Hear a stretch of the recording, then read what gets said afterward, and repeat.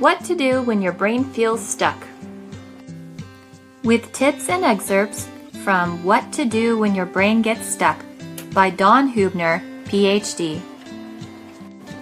Sometimes our minds can get stuck on a thought. That thought can feel like it's spinning around and around in your mind. Sometimes, to make your brain feel better, you may feel like you have to do some action to help you feel right again. You may feel a little better after you do this action, but only temporarily. Eventually, you have to do it again and again and again. This video is to help anyone who struggles with repetitive thoughts. Obsessive thoughts are ones that repeat in your mind. You don't want to be thinking them, but they're there anyway, making you feel bad or nervous. To get rid of those repeating thoughts, you may feel like there are certain things you have to do in a particular way, even if you don't want to. Think of this as the thought monster.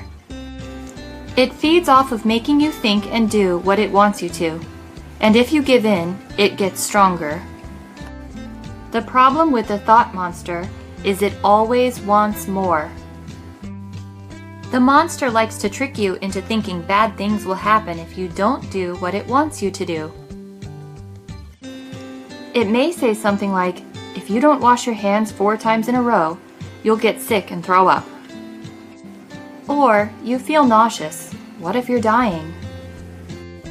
The monster might say, if you step on a crack, your mom will go away forever and it'll be your fault.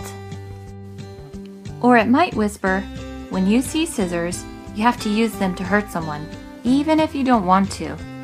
These thoughts can make you feel scared and ashamed, but you don't have to feel that way. The thought monster doesn't have to make sense. It just has to be dealt with. So how can we overcome these repeating thoughts? The first step is to notice any time you feel a repetitive thought coming on, telling you what to do. Tell yourself the thought monster is trying to bully me, and I will not be bullied. Talk back to it. Imagine telling it in your loudest and bravest voice, no. You might say, leave me alone, I don't have to listen to you.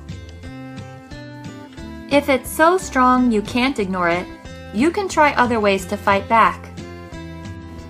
Tell someone what's bothering you. Tell them you know it's just the thought monster bullying you, but you need someone to talk to or someone who can just listen. It's always okay to ask for help. Show it who's boss.